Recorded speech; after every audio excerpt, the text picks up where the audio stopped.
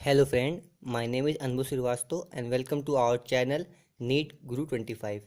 दोस्तों हम आज एक बहुत ही इम्पोर्टेंट टॉपिक जिसका नाम है कार्बोजाइलिक एसिड पे एक छोटा सा लेक्चर लेके आए हैं आपके लिए। आज बेसिकली इंट्रोडक्शन क्लास है, तो ज़्यादा कुछ तो इसमें होगा नहीं। थोड़े बहुत क्वेश्चन जो कि AIPMT में आए हुए हैं और थोड़ा बहुत कॉन्सेप्ट जो कि कार्बोजाइलिक एसिड में पूछे जाते हैं। इंट्रोडक्शन क्लास है, इसमें थोड़ा सा ही मिलेगा। तो स्टार्ट करते हैं अपने इंट्रोडक्शन क्लास में। सबसे पहले कार्बोजाइलिक एसिड को हम देखते हैं। देखो, कार्बोजाइलिक एसिड जो है उसको हम COOH कहते हैं। इसमें एक कार्बोनिल ग्रुप है, एक ऑक्सी ग्रुप है, दोनों को जोड़ देते हैं तो कार्बो ऑक्सी ग्रुप हो जाता है। इसीलिए इसको कहते हैं कार्बोजाइलिक एसिड। देखिए, बेसिकली ये तीन तरीके की पाई जाती हैं, एक mono carboxylic, di carboxylic and tri carboxylic. देखिए, अब मोनो और ट्राई में अंतर समझते हैं। जैसे कि यहाँ पर हमने कुछ इम्पोर्टेंट हमने लिखे हुए हैं एग्जाम्पल, जैसे कि फॉर्मिक एसिड। फॉर्मिक एसिड जो है हमें आंट से मिलता है, आंट से। ये बेसिकली ये जो है, ये जितने भी मैंने एग्जाम्पल यहाँ पर दिए हैं सभी ये जो है कॉमन नेम्स हैं। जैसे कि यहाँ पर ऑक्जेलिक एसिड है, मेलोनिक एसिड है, साइट्रिक एसिड है। देखिए, फॉर्मिक एसिड में क्या होता है, मोनो कार्बोजाइलिक एसिड में HCOH मतलब एक कार्बोजाइलिक एसिड अटैच्ड है। क्या है, एक कार्बोजाइलिक एसिड इसमें अटैच है। डाई कार्बोजाइलिक में क्या होता है, दो कार्बोजाइलिक एसिड जो होते हैं वो अटैच होते हैं, COOH फिर COOH, यहाँ पर दो है। ट्राई में तीन कार्बोजाइलिक एसिड ऐड होते हैं। ऐसे बेसिकली जब एक कार्बोजाइलिक एसिड मिलेगा तो मोनो कार्बोजाइलिक एसिड कहते हैं। दो कार्बोजाइलिक एसिड दिख जाए आपको तो डाई कार्बोजाइलिक एसिड कहते हैं, और तीन मिल जाए तो उसे ट्राई कार्बोजाइलिक एसिड कहते हैं। देखो, इस पे मैंने कुछ यहाँ पर इंपॉर्टेंस लिखे हुए हैं, क्वेश्चन कंपाउंड जो आए हुए हैं। इसमें सबसे इंपॉर्टेंट है, आपको ऑक्जेलिक एसिड देखने को मिल सकता है। बेसिकली सभी इंपॉर्टेंट है, पर कुछ पे क्वेश्चन आए हुए। जैसे कि एक बार क्वेश्चन आया था मेलोनिक एसिड पे। मेलोनिक एसिड पे एक क्वेश्चन आया था AIPMT 1989 में। बेसिकली उस समय हम सब पैदा नहीं हुए थे, पर क्वेश्चन उस समय का है। आइए हम लोग देख लेते हैं उस समय के लोगों ने किस तरीके से इस क्वेश्चन को देखा होगा।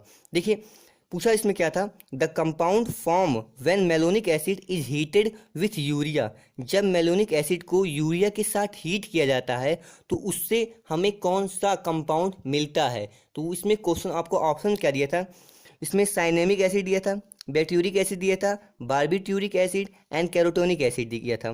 तो बेसिकली देखिए, जब मेलोनिक एसिड को हम यूरिया से रिएक्ट कराते हैं तो इसमें बाइट्यूरिक एसिड हमें देखने को मिलता है। तो ऑप्शन हमारा ऑप्शन सी सही था, बारबिट्यूरिक एसिड। अब इसकी मैकेनिज्म को हम देख लेते हैं, इसकी मैकेनिज्म को ये हुआ कैसे है। देख लीजिए, बेसिकली जब हम रिएक्शन को देख रहे हैं तो हमें कॉन्सेप्ट बनाना चाहिए। यहाँ से देखिए, H और यहाँ पे इन दोनों के बीच में बॉन्डिंग हुआ है, तो क्यों ना हम H2 को यहाँ से क्यों नहीं रिमूव किए, O को हमने यहाँ से क्यों रिमूव नहीं किया। मान लीजिए अगर हमने O को रिमूव किया होता, हाँ, और यहाँ से H2O को, तो ये काफ़ी डिस्टेंस हो जाती और स्टेरिक हिंड्रेंस के कारण यहाँ पर ये रिएक्शन काफ़ी अनस्टेबलाइज हो जाता। तो इसलिए इसका बेसिक रिएक्शन हम देखेंगे मैकेनिज्म। देखिए, CH2 COOH, ये रिएक्शन मैं अभी आपको सामने लिख के इसकी मैकेनिज्म आपको दिखाता हूँ।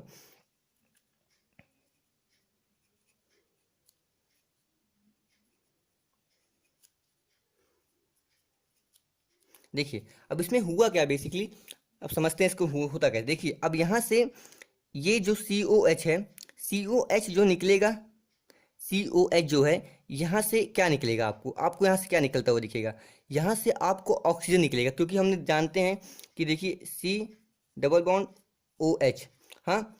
अब ये O जो है माइनस, अब ये प्लस, ठीक है, ये माइनस और ये प्लस के साथ टूटेगा तो जनरली इस पे आएगा पॉजिटिव चार्ज, इस पे आएगा नेगेटिव चार्ज। सेम यहाँ पर पॉजिटिव चार्ज, यहाँ पर आएगा नेगेटिव चार्ज। यहाँ से H प्लस टूटेगा, क्या टूटेगा, H प्लस टूटेगा।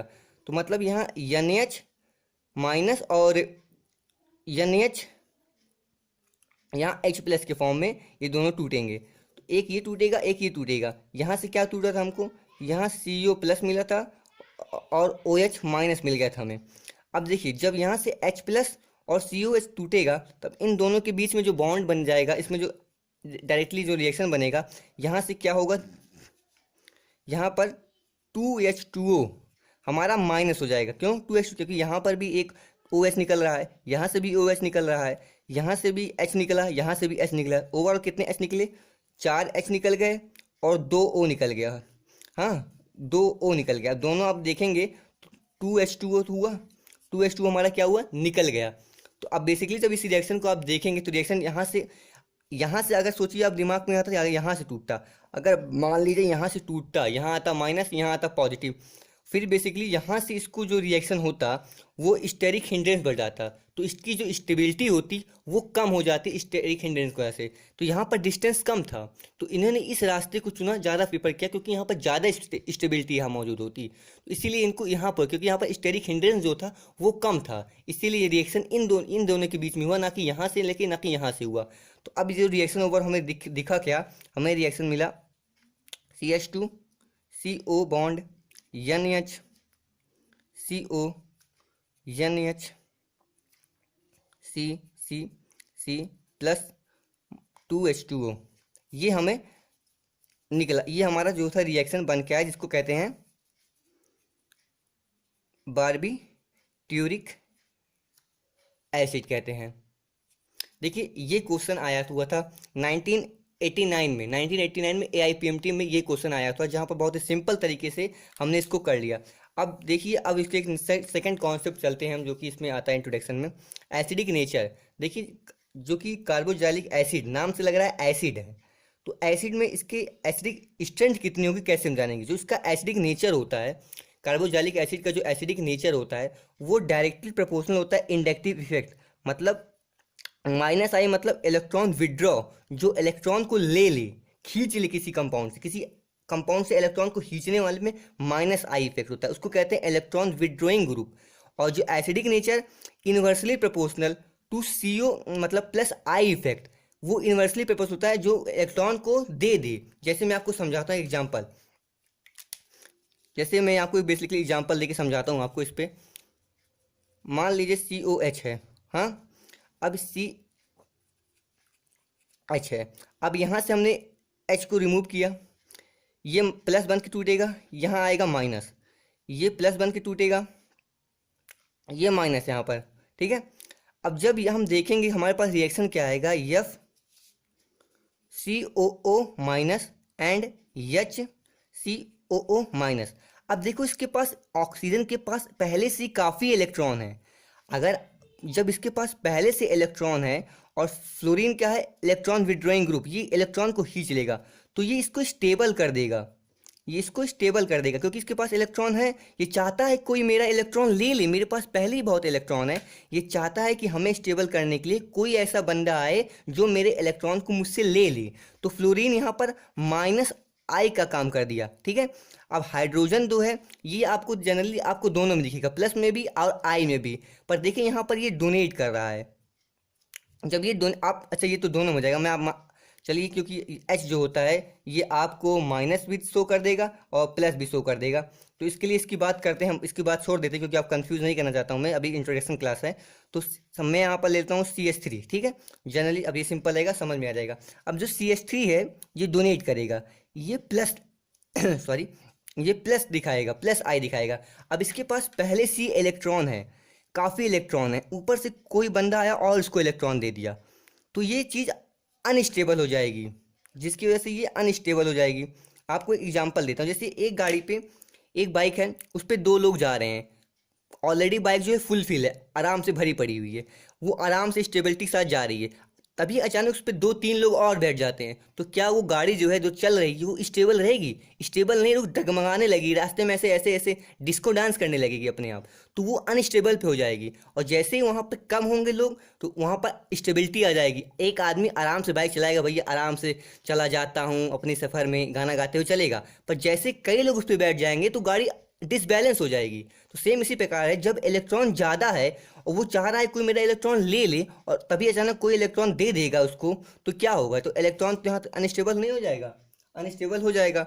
और जब इलेक्ट्रॉन ले लेगा कोई तो वो स्टेबल हो जाएगा।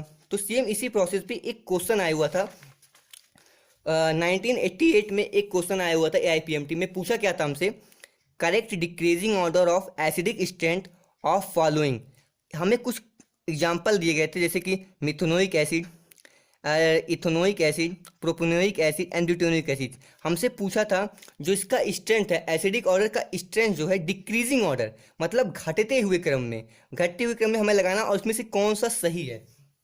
देखिए जैसे कि हम ऑप्शन ए सही है, ठीक है, क्योंकि घट रहा है, फोर्थ में घटेगा।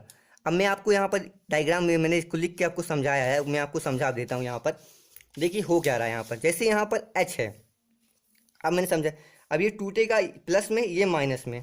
एच जो है डोनेट कर देगा, क्या करेगा, एच जो है डोनेट करेगा। जब एच डोनेट कर देगा तो भाई यहाँ पर स्टेबिलिटी घट जाएगी ना, स्टेबल नहीं होगा। अब उसके पास पहले से ही इलेक्ट्रॉन है, एच उस पर और डोनेट कर दे रहा है, तो स्टेबिलिटी घट जाएगी। उसके बाद सी एस थ्री देखते हैं। अब जब सी एस थ्री देखते हैं, ये एच से ज़्यादा डोनेटिंग ग्रुप है, ज़्यादा डोनेट करेगा इससे। जब ये ज़्यादा डोनेट करे भाई, मान लीजिए ये ताकतवर है, पर इससे ज़्यादा ताकतवर ये आ गया, और इससे ज़्यादा ताकतवर ये है, और उससे ज़्यादा ताकतवर ये है। तो जब इन सभी से सबसे ज़्यादा ताकतवर ये हो गया, तो जाहिर सी बात सबसे कम जो इसकी स्टेबिलिटी एसिडिक ऑर्डर होगा ये इसका होगा। हाँ, तो डिक्रीजिंग, सबसे डिक्रीजिंग ऑर्डर में बढ़ते हुए मतलब सबसे कम एसिडिक स्ट्रेंथ इसकी होगी।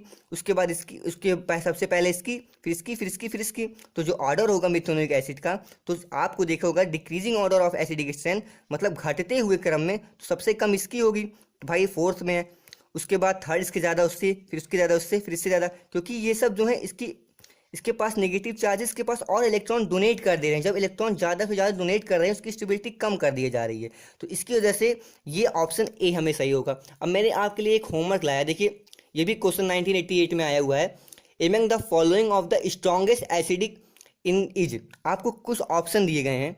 आपको इस जो मैंने अभी बताया उसको, आई इफेक्ट और एसिडिक नेचर का जो कॉन्सेप्ट मैंने आपको समझाया है, जैसे कि मैंने यहाँ पर आपको एसिडिक नेचर का कॉन्सेप्ट समझाया है, इसके बेसिक्स पे आपको इस क्वेश्चन को सॉल्व करके अभी तुरंत जाके कमेंट करना है। आपको बताइए इसमें से कौन सा ऑप्शन सही है। मैं लास्ट में आपको इसका सोल्यूशन आपको बता दूंगा, तो पहले आप इसको सॉल्व कीजिए और उसके बाद कमेंट कीजिए जाके, ठीक है। उसके बाद हम चलते हैं कुछ एक्स्ट्रा स्ट्रोक पे। देखिए ये क्वेश्चन जनरली आपको देखने को नहीं मिलेगा, पर क्वेश्चन आया हुआ है, तो इसलिए मैंने इसको आपको बताना जरूर समझा है। देखिए जैसे कि मैंने लिखा हुआ है ए आई पी, आपको यकीन नहीं हो रहा था, आप जाके गूगल पे सर्च कर सकते हैं ए आई पी एम टी 1994 में ये दो रिएक्शन आपको देखने को मिल जाएगी। अगर आप एन सी आर टी पढ़ रहे हैं तो एन सी आर टी में आपको नहीं मिलेगा, और अगर आप बी एस सी या कुछ भी एम एस सी कर रहे हैं तो वहाँ पर भी अभी बहुत डीपली में ये नहीं मिलने वाला है। तो ये कुछ एक्स्ट्रा स्ट्रोक पॉइंट है, अगर आप इसे नोट करना चाहें तो बिल्कुल नोट कर सकते हैं, जो कि आपके सिलेबस में नहीं है पर क्वेश्चन इस पर पूछा गया है, इसलिए आपका जानना इसको जरूरी है। इसमें आता है स्कॉटन बूमा रिएक्शन। अब इसमें क्या था कि ये बेंजोलिक क्लोराइड को फेनॉल से जब ट्रीट कराते हैं, किसकी प्रेजेंस में, NaOH एंड पिराइडीन की, तो ये हमें देता है C6H5COO C6H5+Cl। ये रिएक्शन, ये कंपाउंड बन के आता है इस रिएक्शन पे। उसके बाद आता है क्लीजमैन कंडक्शन। इसमें भी जब इस रिएक्शन को ट्रीट कराया गया जाता है तो हमें इथाइल एसीटेट पूछता है। हमें पूछा गया था कि क्वेश्चन क्या आया था कि इसमें पूछा था, हाँ इसमें पूछा था which of the following reaction give ethyl aceto acetate, ठीक है। तो ये रिएक्शन जो होता है क्लीजमैन कंडेंसेशन, जो आपका जो ऑप्शन रहेगा वो सही रहेगा। इसलिए इस दोनों को आप एक्स्ट्रा पॉइंट में इसे नोट कर लीजिएगा, बहुत ही इंपॉर्टेंट है कि जिस पे 2 बार क्वेश्चन इस पे आए हुए हैं, मैंने लिखा हुआ है सन, ये आ सकता है, बाउंसर क्वेश्चन होते हैं, ये कभी भी आपके एमसीक्यू में पूछे जा सकते हैं, ठीक। अब चलते हैं हमारे नेक्स्ट टॉपिक पे।